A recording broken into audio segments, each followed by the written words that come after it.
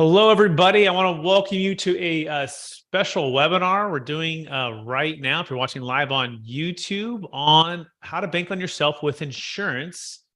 We always are looking for creative ways to build wealth, and I'm excited to introduce you to one of my friends in strategic alliances. He's out of Illinois, outside of Chicago, and he is an expert when it comes to all things insurance, and in particular, how to build real wealth with insurance to become financially set for life, which is an amazing thing for all of us to consider when we're building our wealth. And we're going to be looking at the insurance perspective. And then essentially, he's going to lay out a way for all of us to look at this in maybe a new way or a creative way that you haven't seen before to build wealth. Please welcome to the webinar, Mark Willis. Mark, how are you doing today? Brent, doing great, man. Thanks for having me on. Excellent. We're going to pass it over to you and get it started right away. So take it away, Mark. Sure. Yeah. Well, I've had the great privilege of working with you and with many of your clients over the years, real estate investors, business investors, and even some fairly sophisticated investors and even NFL Super Bowl champions, actually, Brett. But most people I work with are just interested in finding more security, more control, more agency over their life.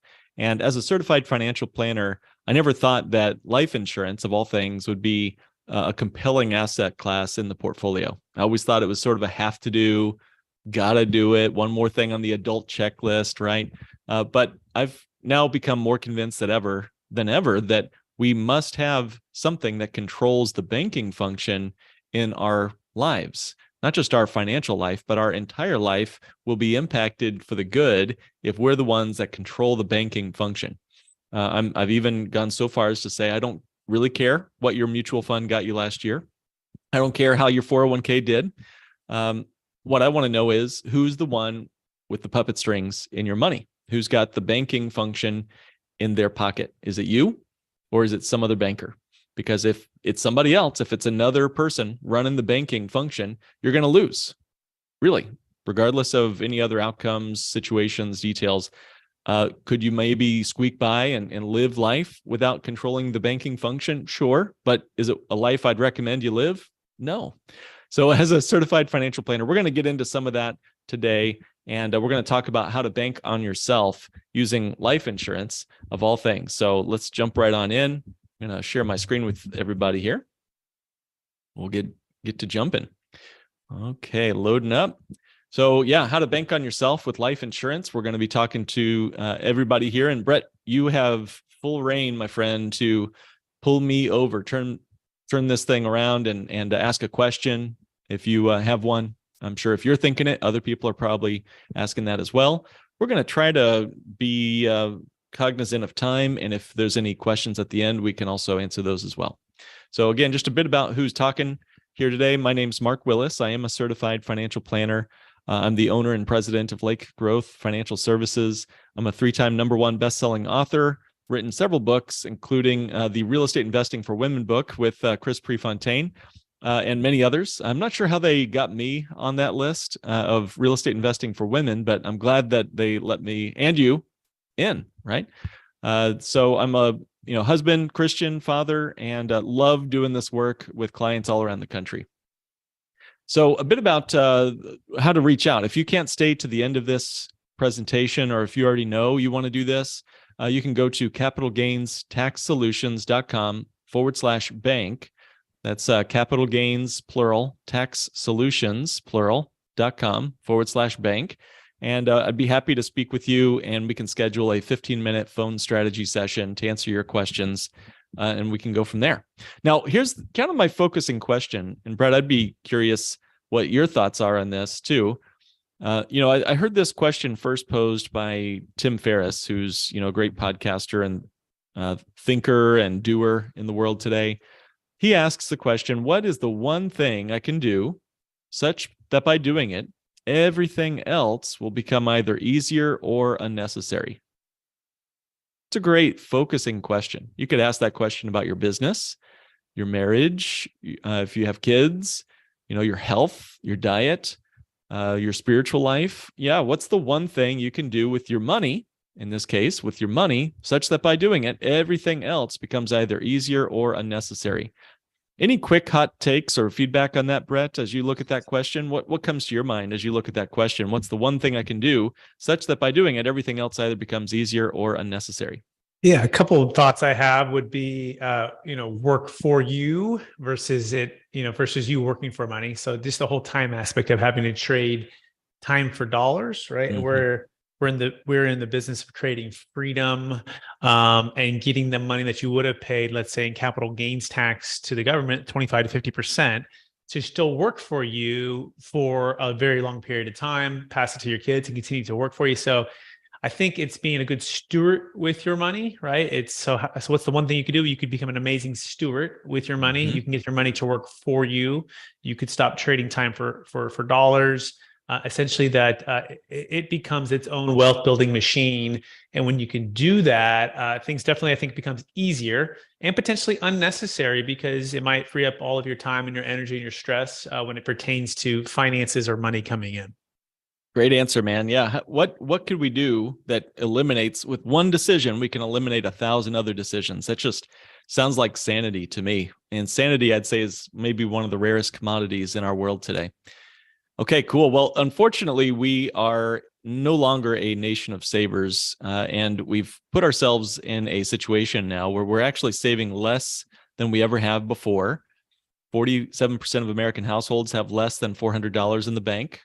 It's according to the Federal Reserve study. 31% have no retirement savings or pension at all. That's 1 in 3 of us, guys. Okay, 27% of those folks are over 60 years old. So here's the question, as we're talking about tax solutions, especially specifically capital gains, but all tax problems, you are listening to this, you're very likely not the average person. You're not the average American household with only $400. You probably have more than that set aside. Okay, so who do you think the government will tax? Will they tax people as they look for more ways to cover their shortfall and their deficits, which are approaching trillions of dollars a year? What will they do? Where will they get the money? Will they tax people who don't have anything saved?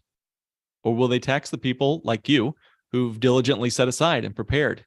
Okay. So we need to be thinking carefully about ways to avoid onerous taxation. And that's why you're watching this webinar. That's why you subscribe to Brett's podcast and more.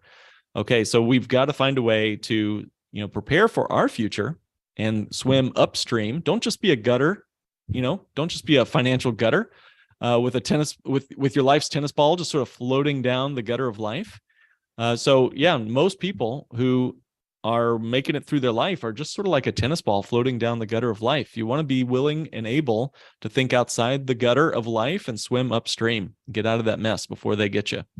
Now, we are typically, unfortunately, a nation of spenders. We spend more time planning our vacations and planning our retirement, according to an Edward Jones survey. 28% of Americans have more credit card debt than they have savings. Yikes. That's as of a Federal Reserve Bank of New York study. In a bank rate survey of 2019. More debt today than at the height of the Great Recession. These are warning signs. These should be flashing red lights for us. And almost 36% of our income goes toward debt. Now, let's just stop on that one for a quick second. Brett, that is devastating, giant number. If time is money and we're spending on average 36% of our income on debt, what is a third of our day? How many hours of our day are we essentially slaves to a bank? Props about a third, about Yeah. 35.9%, depending on how you might break that down. That might correlate. So that's anyways, it's a lot of time. It's a lot of time. Yeah. Yeah. So again, depending on your situation, you might be saving 5% in a 401k or 10% in a brokerage account. But if you're spending 36%, and this is the average, by the way. Okay. So somebody out there is saving or spending less on debt. Other people are spending a lot more on debt. And a lot of folks say, well, Mark, I've got all this low interest debt. I've got mortgages at 4 or 5%, student loans at 6.8, car loans. Now, all these are starting to creep up. Credit cards are averaging 24% now, but they still make the claim, hey, Mark, I've locked in my mortgage at a super low rate. I'm feeling good about that. My HELOC hasn't, ratcheted up yet with the higher interest rates. But it's just like eating or just like a, injection. It's not so much the rate, but it's the volume that can kill you. If you eat slowly, but you eat 5,000 calories more than you should every day, it doesn't matter how slow you ate.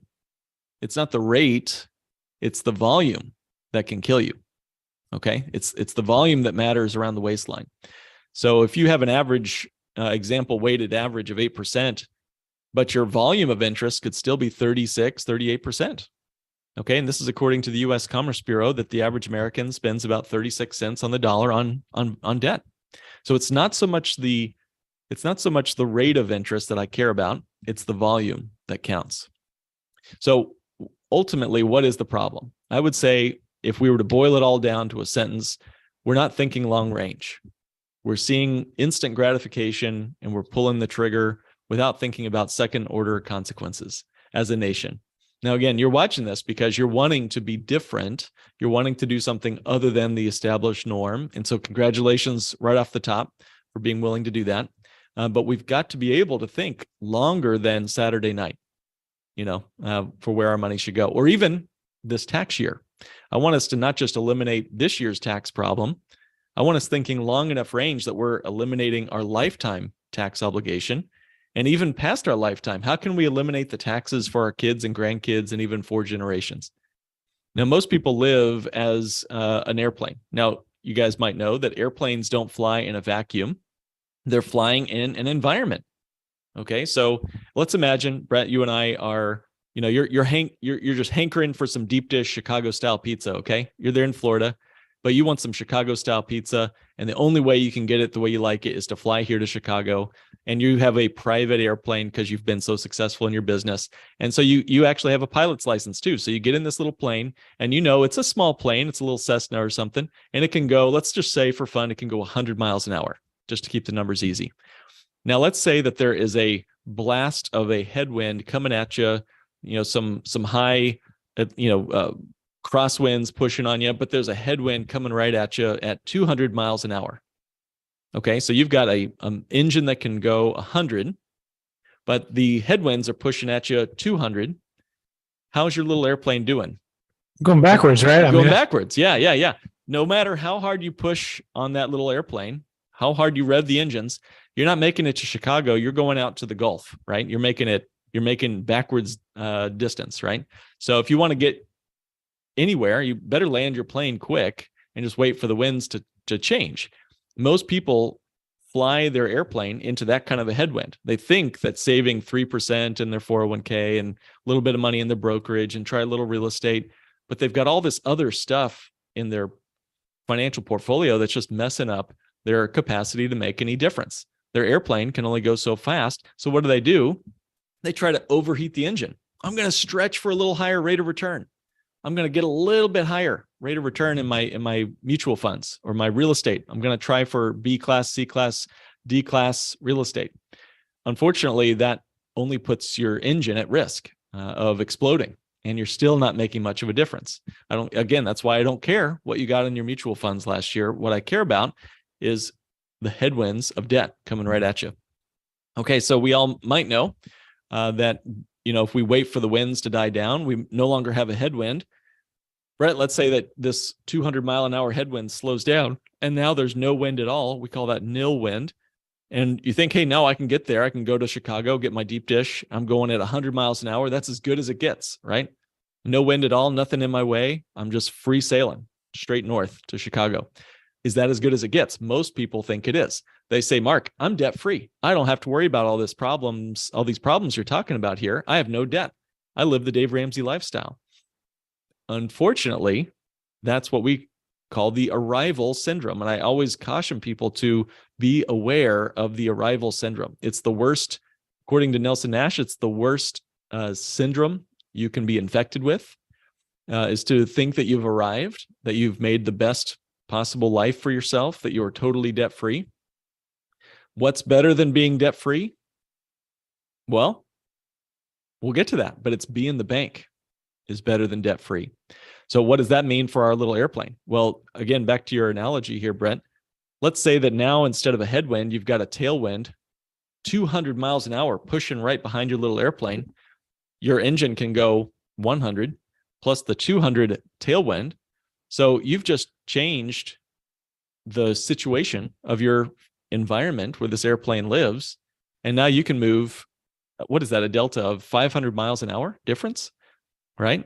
something like that anyway, 400, 500 miles an hour difference. That's a big change just because of the environment that your airplane lived in. You didn't change anything about your airplane. You didn't tweak the dials. You didn't overheat the engine. The best thing you could do is wait for the tailwind, or in better situations, control the environment where your airplane was flying. I have a little pet fish at home, and my daughter and I, we feed it every day. We keep track of it. We filter the water. But I like to sort of think about all of us in that aquarium. And banks are the ones that control the temperature. They control the filtering. They control the interest rates, right? They control the entire environment where we as little fishies swim around, the money environment where we as their little fishies are swimming. If they wanted to cook us for lunch, they could do it, right? Mark Twain says it best. A banker is a fellow who will lend you his umbrella when the sun shines, but wants it back as soon as it starts to rain. I feel like this is sort of the situation that most of us live in. Now, let's see. Here's the quote I wanted to get to here. It says by Gloria Steinem, "Rich people plan for 3 generations, but poor people plan for Saturday night." And I've met people who are looking at both timelines in their life. And I just love spending the time with people. And I work with people all over the country in all situations, whether you are faced with a mega headwind or you're stuck in the nil wind zone, or if you've got a great tailwind started for yourself. I love working with everybody, but I will tell you, it is exciting when people get that wake up call to start thinking past Saturday night to a lifetime, and then past even their own lifetime to the legacy that they could leave to multiple generations. It's just thrilling. It gives me goosebumps to think about that. So, what we want to do is start to think long range and move past sort of the instant gratification that our culture would desperately love us to spend all of our money on. Okay. So as we kind of think about where money can live, it has to live somewhere. What is your time horizon for money? Is it Saturday night, or is it 4 generations? And when do you want your money growing at its most efficient? Now or in the future? And have you ever done the math on that? Some people say they want their money growing fastest right now. But remember, if you're gonna take today, that means you're gonna have your money growing at its least efficient in the future. This is how every 401k works. Whenever you have a great rate of return, it looks great on a small number. You go from 1,000 to 2,000. That's doubling your money from 1,000 to 2,000. But let's fast forward.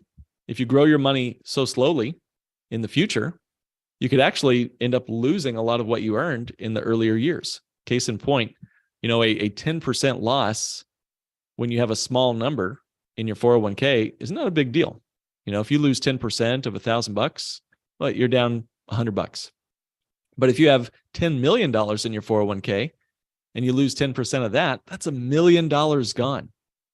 So when do we want our money growing at its most efficient? Okay. I would say that, again, most financial plans, traditional financial plans, are very inefficient. Okay. Wall Street actually, and this was a surprise to me, but Wall Street has on average lost 14% every year, at least temporarily, throughout the course of the year for the last 100 years. Let that sink in for a minute. Wall Street lost on average 14% every single year, at least temporarily, throughout the course of a year over the last 100 years. Wow. And that means every year someone's pickpocketing out of your pocket 14% of your money, even temporarily. And a bear market, just to tack onto this, is, when you lose more than 20% of your money. That's happening every 3 to 5 years, and it averages a loss of 34%. Every 3 to 5 years, you're losing a third of your money, according to best data that we have for the Wall Street casino. And most people say this is just normal. Hey, this is just winter. Hey, just stick with it, buy and hold. It's just a down year. We had this last year in 2022, where we lost, somewhere between, depending on your index, somewhere between 25 and 35%. That's considered normal. Okay. Now, Brett, I have a question for you. If 14% of your money was being stolen on your ride to work every year, like you're on the train or whatever going to work, and 14% of your money was getting yanked out of your pocket every year, would you keep taking the train, or would you find another way to get to work? I would take that plane. I'd build that plane and I'd fly it with the headwind. That's So right. make sure I caught that, Mark. So you said it's only, you only would lose that 14% if you actually sold during the downturn, right? So it's actually not a loss unless you execute that sale. Could you clarify that for us? Yeah, great point. Great point. Yeah. Now that's interesting, right? But you're right. You don't lock in a loss, but the change in value means you stop compounding. That is true whether you buy or sell. You stop the compounding on the money that you would have otherwise had it not lost 14% or 30% or whatever. So let me ask you this. So what if it's a dividend paying stock and it's averaging 7-8% in dividends and that dividend didn't stop? Have you taken analysis of the top maybe 50 paying dividend stocks that even though the value might drop by 14, the dividend is still paying like 7 or 8%? Yeah, well, there's very few dividend paying stocks paying 7 or 8%, but of those that are, the question is, what are you doing with that dividend? Are you taking it as cash? In which case, yeah, you kept that dividend, and who cares what the price of the stock is?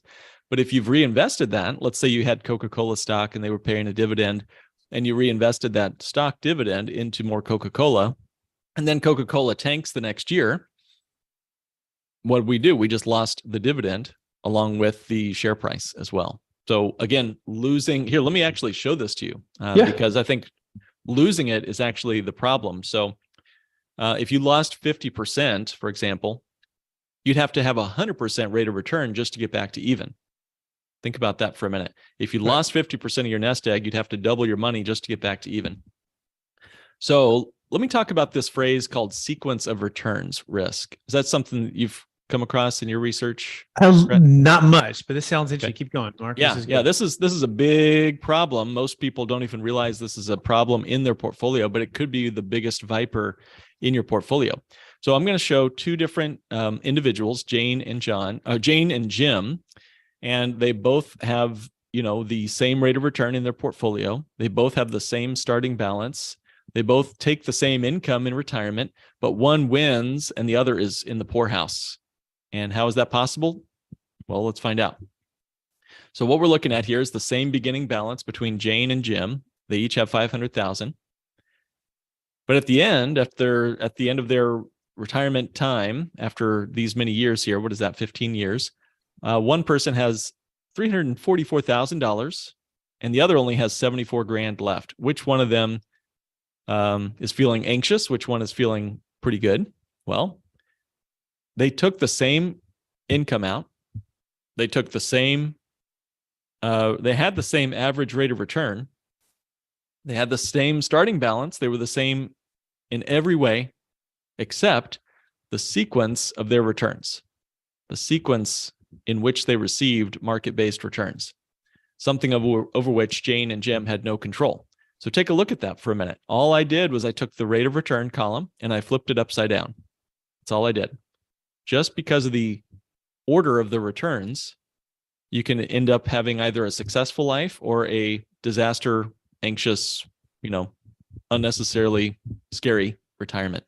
Any feedback or comments on that, Brett, before we move on? This fascinating. Yeah. I mean, I think it's a law of compound interest, right? Because you're compounding on top of what would have been on Jim's side, right? You're getting higher returns, where the opposite, you're having to get, a lot of took some big hits. Jane took some big hits those first 3 years. That's true. Well, that's true. And hey, we had a lot of people retire last year and it was a negative year. And there's nothing financially worse than taking money out of a failing portfolio. That's like double pain, of which you can never recover. Look at that. In just 3 years, she had lost half of her life savings in just 3 years. So this is actually a real situation for folks that retired in 2008, 9, and 10. And you really can't control what the market's going to do. So both of these show the same average rate of return. The difference is volatility. Now, I'm kind of a nerd from the Midwest, Brett. I don't know if you've heard the phrase, as the crow flies. Is that something that you've heard, that proverb? Hey, as the crow flies, we live X miles away. Yes, I've heard that. Okay. All right. So which of these routes would take you longer? If you wanted to go from Chicago to Billings, Montana, which of those pathways, the blue line or the red line, look more direct? Well, obviously as the crow flies, right? It's the direct path straight from point A to point B. And most financial advisors will talk to you about the straight line between point A and point B and then average that return, saying, hey, you're going to get 8% or 10%. Hey, the market always gives an average. Sure, there's volatility, but ignore all that because average rates of return are ... It's BS. Okay. The real market is not a straight line. We have to contend with volatility, beta, as it were.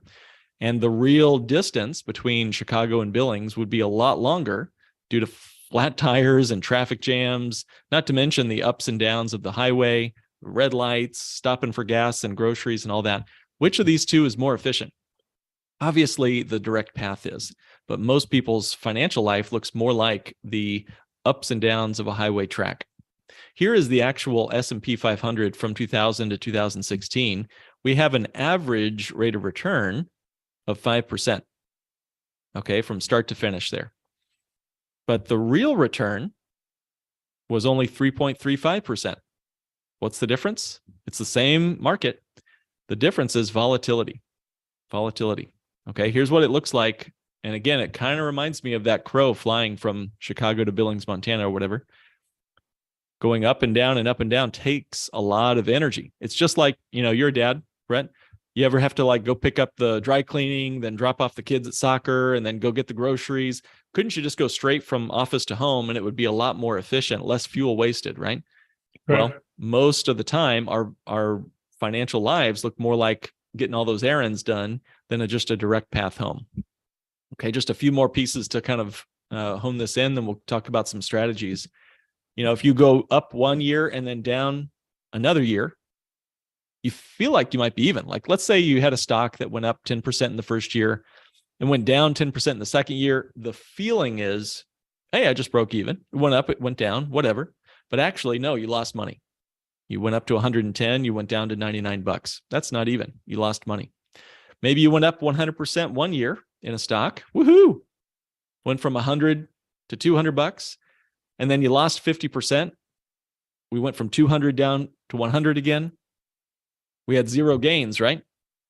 But no, actually, we had an average rate of return of 25%. Don't you feel good? Don't you feel wealthier, Brett, with this 25% average rate of return?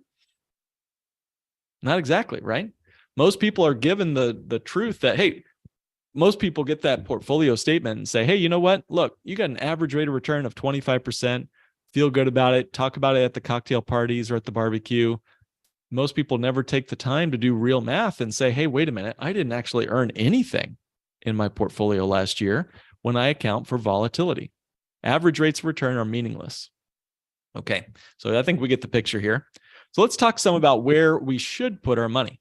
Where can we put our money so that it does what we want it to do? Like a fish out of water, if your money is in the wrong environment, it's going to die. So if you put your money into different environments, it's going to act different. If you put your fish in the right temperature controlled environment, it's going to thrive. It's going to have little fish babies. Everyone's going to be happy. Now, most financial environments take control away from you. They are the ones with the dials on the aquarium, with the wind speed at their beck and call. Okay, Wall Street, 401ks, IRAs, banks, credit cards, finance companies, real estate, a shoebox even.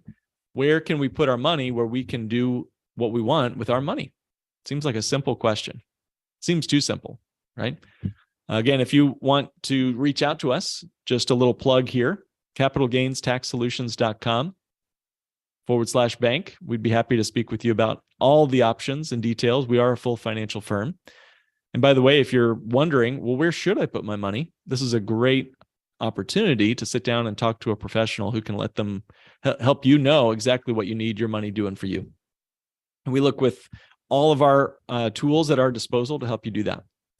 But I want to ask, and again, Brett, would be curious your thoughts on this. Now, if you could see your money growing at a more efficient rate every single year, no matter what is going on in the markets, if you could always have money and cash available for whatever you need in your business or your family, and what if you had a plan, not just for this year and next year, but the rest of your life, the next year and the next year and the next year, you knew exactly what the plan was going to be and what you could do with that money?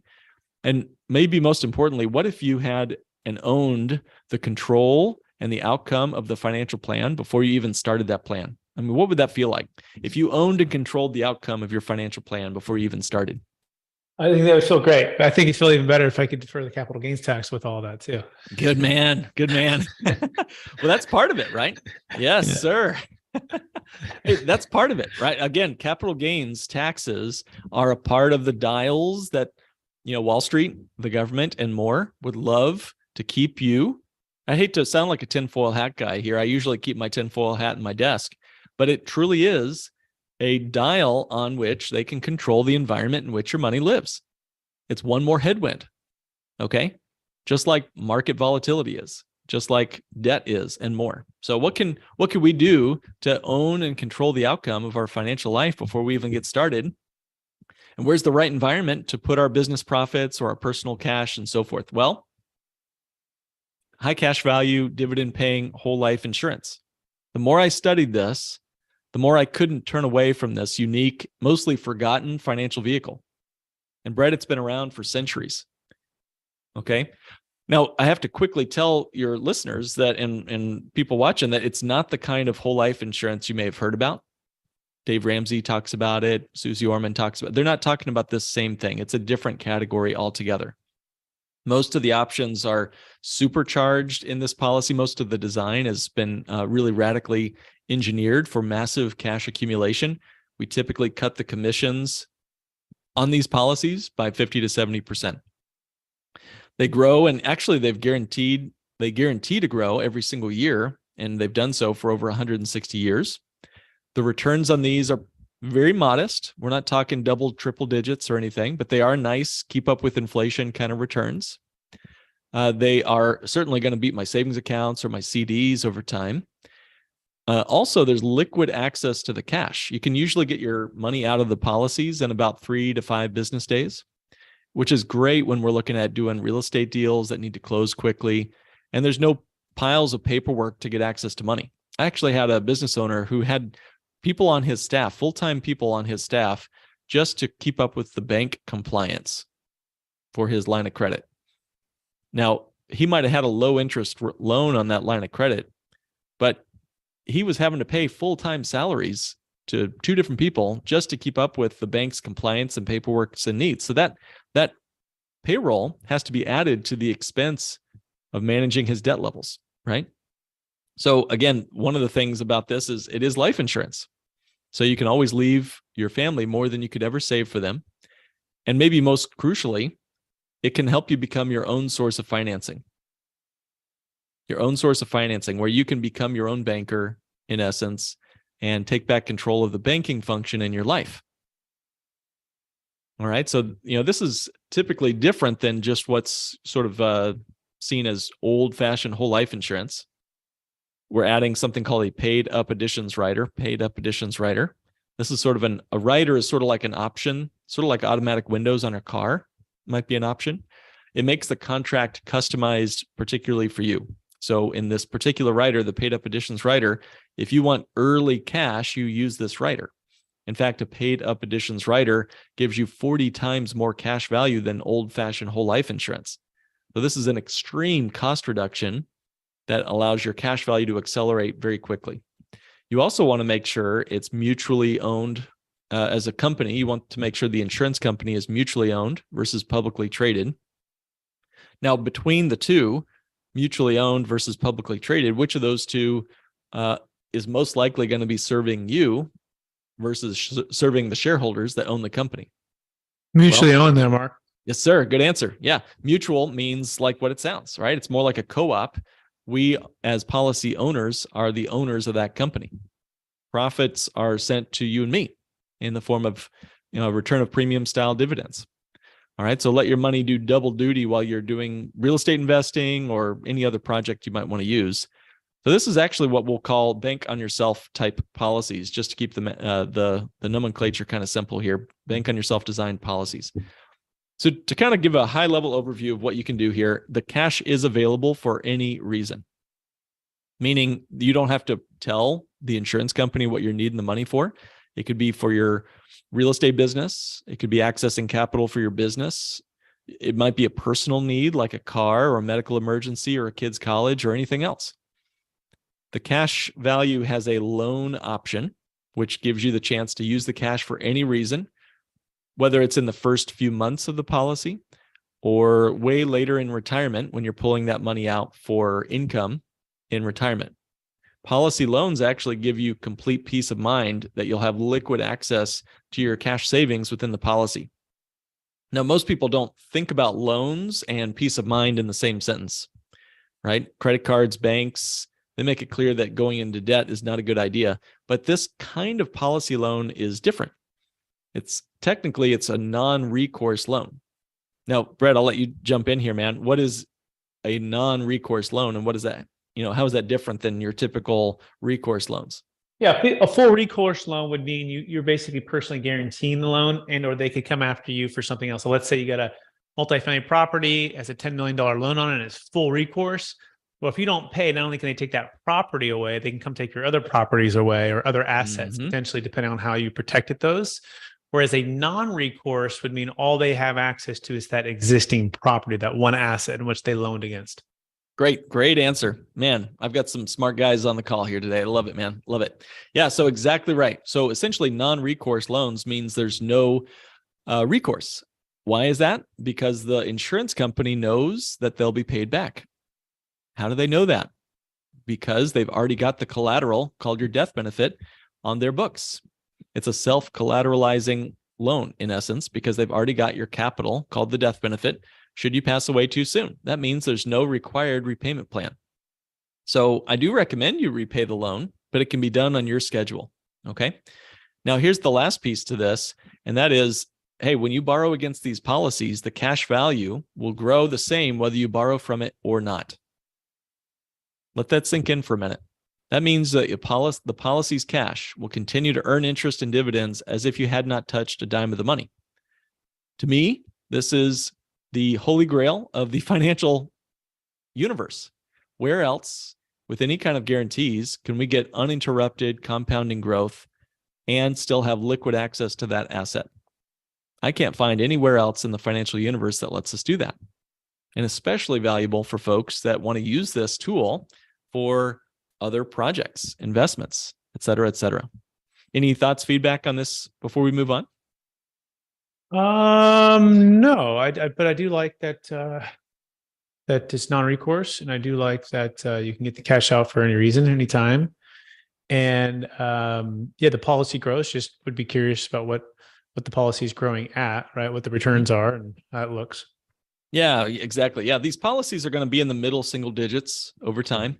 So again, going to keep up mostly with inflation. If inflation stays persistently high, Brent, then I've seen even in the early 80s, whole life dividends were, basically trailing the mortgage rates that we all experienced in the early 80s.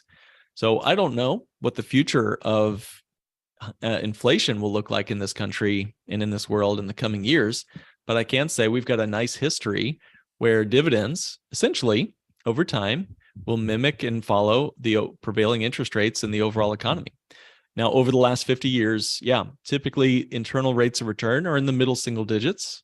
If we have a similar historical inflation pattern to what we've had the last 50 years. So that's something we can keep an eye on. But let's actually see some numbers. I'm a big numbers guy when it comes to this. So let's see what it looks like. I also want to quickly say that, hey, this is not a surefire solution for just everybody. This does take some custom designed solutions. It's not a good fit for everybody. You don't want to do this, for example, if you need instant rate of return day one and you have no patience. I call this a patient asset. It's a patient capital asset. If you cannot put money into a policy, it's also not going to work for you. Meaning, if you're not able to live within your means, probably not a right fit to start one of these until you can at least set aside a little bit of cash every month or once a year. Now, most people can sit down with me or one of my colleagues, and we can find some strategies that you may not be aware of. I'll give a quick story and then we'll move on. You want to make sure that you can save some money. And somebody was way overpaying on his zero interest credit card debt.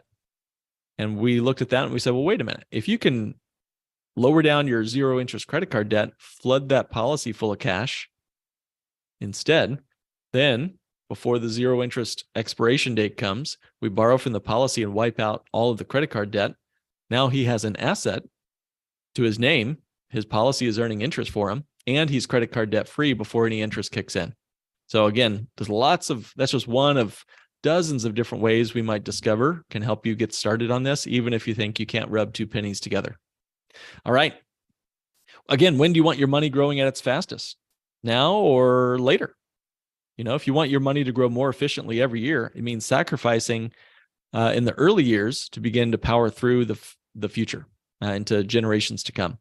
And if you think that maybe you've got too many candles on the birthday cake, or you've got some health issues, you don't have to be the insured. You can still own the policy. Had a guy who had a heart attack and was unable to get insurance, but he owns the policy on his wife, all of his adult children, all of his grandchildren. He owns all the cash, and he brings them around the table every Thanksgiving to show them their annual statements with all their dividends. It's a family portfolio. I love it. All right. So, and again, if you don't think you can save or can't put away, sit down with us. Happy to look at your overall situation. So, I mean, guys, just imagine what it would feel like to get a vehicle that got more and more efficient every year you drove it. My car doesn't do that. Most things in the universe get less efficient. It's the law of entropy, right? But in this case, a contractual obligation by the insurance company states clearly that your cash value grows at a greater dollar amount every single year. So unlike the sports cars, unlike our houses that get less efficient, that need more upkeep, my body, all of it, we need something in our financial life that gets more and more efficient the longer we drive it. It's sort of like rings on a tree. The guaranteed cash value is sort of like rings on a tree. There's a conservative rate of return. Like I said, 4, 5, 6% is pretty typical. But the power of uninterrupted compounding is sort of like rings on a tree. Each one gets bigger and bigger. There's more volume every single year as that tree increases. So let me show a picture of what this looks like. Then we'll get into some numbers, and we'll have certainly time for more questions there, Brett. So here's a guy. His name's Dan Proskauer. Dan Proskauer was willing to share his actual net worth sheet with us. And if you see this here, this is his net worth from the late 90s up through 2009, okay, up through June of 2009. Notice not a lot of growth. You can see the tech bubble there. You can see the real estate bubble. You can see the crash. This is as the crow flies in real life, right? So his ups and downs meant nothing. Essentially, he had a lost decade here. And then in June of 2009, he opened his first of what would be many other bank on yourself type policies. And he began to lock in real wealth against the assets that he was investing in the market. Now, he still has money in the market. He's got some other assets as well, but his real wealth is now contractually guaranteed. So look at that. He's nearly tripled his net worth over the next 10 years there through real wealth that's contractually obligated by the insurance company. And oh, by the way, so this is just a powerful chart. Any feelings, thoughts on this before we move on? No, I mean the graph speaks for itself. The curiosity would be what happened, what would have happened had he stayed in his same positions he were in before, right? So like a side by side comparison is saying, do as you were doing before over those next 10 years from 2009 to 2019 versus that, and what would that look like? That'd be cool to see. That would be cool to see. Yeah. What we wouldn't have though is liquidity. You're right. Without the policy, it would all been locked up in a, investment that we couldn't have sold. But in this case, his contractual growth continues whether he liquidates the asset, borrows against it, pays it back. And I want to show what this actually looks like. So I want to show what it looks like without taking a loan and then with taking a loan. So here's a guy I'm going to just pick random numbers. Again, your numbers will be different, of course. But here's a guy who could save $1,500 a month into a policy. He's 35 years old when he gets started. Without taking any loans, he puts in 18 grand in the first year, and he already has $11,000 in cash value at the end of the first year and a $648,000 death benefit. All right. Now, some people say, well, wait a minute, where'd his $6,900 go? He put in 18 grand. Where's that money? He only has 11,000 in the first year. Well, this is patient capital. We're not going to have every dollar in the first year. Where did that money go? It went to the insurance expenses. Now, this is super efficient for life insurance, but it still costs you something to set this policy up. Everybody knows when they buy real estate, it's going to be closing costs. The same is true here. Question is, what did it buy us, and was it worth it? By year 3, it's highlighted there, Brett. How much cash value has he accumulated? 40,245. Yes, sir. Thank you. And what was the next year's cash value, if you don't mind reading that? 58,691. All right. So that's an increase of how much? $18,400, right? Give or take. Mm-hmm. How much in year 4? In year 4, how much did he put in? 18,000. And it went up by how much? 18,400. Yes, Wait sir. a minute. So who is paying who for this life insurance at that point? The cash value insurance is starting to pay. Yep.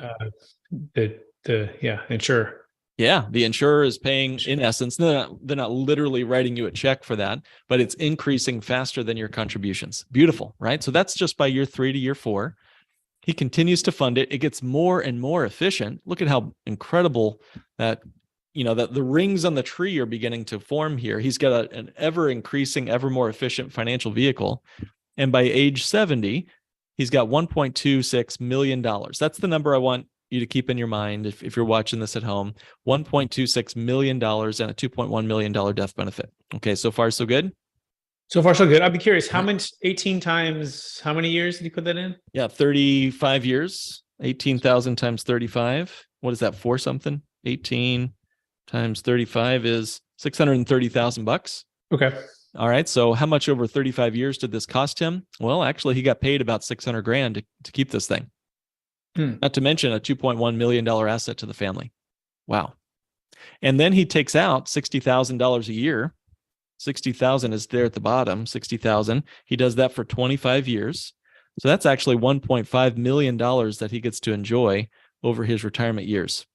And again, he only put in. Take out, is he borrowing against, or is he actually taking it out? It's a combination of withdrawals and loans. Of withdrawals and loans. So he puts in how much? 630,000.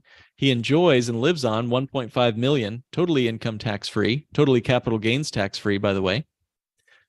So all that is without taxes due. And then he still gets to leave a death benefit to his family. Talk about an efficient machine. But wait. So can he borrow at age 70? Can he borrow 1.2 million there? That they highlight? Yeah. You can borrow up to a 90% roughly of your total cash value. So at any point, he could pull out over $1 million at that point. Right, and then you're borrowing at what rate again? And then is it? But you're borrowing against your value, cash value. So how are you paying it back? Or when do you Let's pay see back? it. Let's see what it looks like. So this is the same guy with loans. Remember, we don't want to just let this money sour in the policy. We want to use it. It's liquid. Might as well borrow against it. So in this case, same policy, right? Same numbers in the first 3 years there, but in year 4, he now borrows against his cash value to the tune of $35,000. And he repays that loan over the next 5 years. Now, by the way, for those interested, the annual percentage rate on this loan here is about 1.9%. Is that better than most interest rates are charging these days? Yes, sir. That's way better. Yeah. Now, it's a simple interest rate. We don't have time much to get into all the details, but 1.9 is pretty good for a 5-year loan that he's in control of. And by the way, if he never paid off the loan, remember, he could just take the loan to his grave, and as long as the policy is in force when he dies, it would just be deducted from his death benefit when he passes away. Okay, so let's kind of skip to the end here. He borrows against it. Maybe he's buying real estate properties. Maybe it's cars. Maybe it's tuition for kids' college. Who knows? But at age 70, what was his cash value there? Even though he had borrowed against it 6 times, bought all those real estate deals, what was his cash value there at age 70? 1.2 million. Wait, where have we seen that number before? That's the exact same cash value he would have had he never borrowed from the policy. This is uninterrupted compound growth. Beautiful, right? Where else can we get this? Where else can we do this? It's a lot like a HELOC, okay, for folks that understand how HELOCs work, but the HELOC has a lot of trouble. Banks are the ones that control the knobs and dials on the HELOC. They can raise the rates, they can take away the line of credit, and there's nothing guaranteed about your home value. With the policy, you control all those dials and knobs, and there is a guaranteed cash value every year. Any feelings, thoughts before we move on? I see our time, so we'll keep us. No. Okay. If even a portion of your portfolio could do this, right? What would this allow you to do in your life, in your business, in your family? All right. So again, it's not for everybody. There are front-loaded insurance costs. We really can't get past that.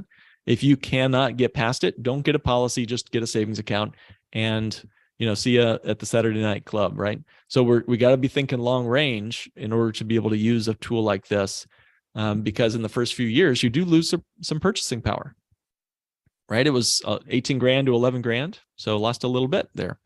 But at the end of the game, he got way more than he put in there, again, with guarantees baked in. So if this is something that you could use, what would that do? Right? What would that do for you, for your business, for your family? And what about diversification? While it's important to reinvest profits, it's also important to take some profits off the table. If you take your business profits and always reinvest them back into your business, and then the business goes out of business, that's a long, dark, difficult road to come back from. So when you think long range, I hope you think toward the success of not just your business, but your whole financial life. Your whole financial life. So I want you to enjoy an abundant life, not just something that shows up on a balance sheet of your business. And again, the focusing question that we started with was, hey, what's the one thing I can do with my money such that by doing it, everything else becomes easier or unnecessary? If you had a 6, 7, or even 8-figure pile of money in liquid contingency cash that was growing guaranteed, that you always had access to, what sort of options would that give you? What would become unnecessary for you? I just think, again, it gets me pumped, man, to think, what if just 10% of America had something like this at the cornerstone of their financial life? How many marriages would be saved? How many lives would be saved? What about retirement plans, kids' college? Would we even need a Federal Reserve? Would we need a credit card industry? If just 10% of America had their bank at the cornerstone, their family whole life policy, right, that we act and use like a bank, at the cornerstone of their financial life. So that's I believe, maybe one of the best things we can leave this on. So if you're ready to get started, I'll encourage you to work with us. I believe we can help. We'll look at multiple ways to free up cash to fund your policy. Every policy is specifically tailored and not two are alike. So, we do a 15-minute strategy session first, then we dive a little deeper to get to know your situation, your goals, your concerns. Be aware that there are a lot of mimicked advisors out here talking about this. They call it different things: legacy banking, infinite banking, family wealth reserves. There are really no stipulations on what people say on the internet. Let's just say it that way, right? So unless you are working with a bank on yourself professional, you may end up with a tax time bomb, or the policy might not continue to grow when you borrow against it.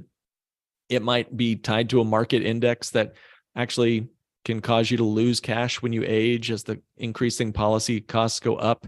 So you really want to make sure that you're working with a bank on yourself professional. We happen to be one, but if you don't like the sound of my voice, you could connect with another bank on yourself professional. Just don't work with somebody who you found on YouTube who says that he or she can do that for you. It's sort of like working with a heart surgeon. You don't want to just, get on that table and hope for the best. So again, the website to go to is capitalgainstaxsolutions.com/bank.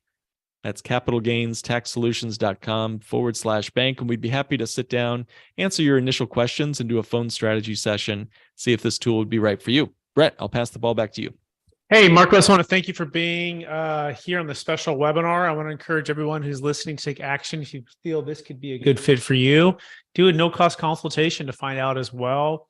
You always want to build the team and build the strategies. That's probably why we believe in the Deferred Sales Trust. And it's also why I believe in bringing people like Mark Willison, who are true experts and tacticians when it comes to all things that he niches down in, which is this type of life insurance policy.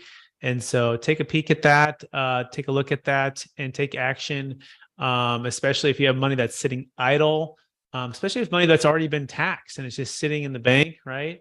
We capital gains tax, which is focused on the exit to defer the tax. In this scenario, it's focused on a lot of money that's maybe already taxed, or that's already in, sitting somewhere, and you might want to just get the machine working for you, the machine being life insurance. So I encourage you to go to capitalgainstaxresearch.com/bank to learn more. And I appreciate everyone watching out there. Please share this so it can be of help too. And we look forward to talking to you again real soon. Thanks, everybody. Thanks, Mark. Thank you.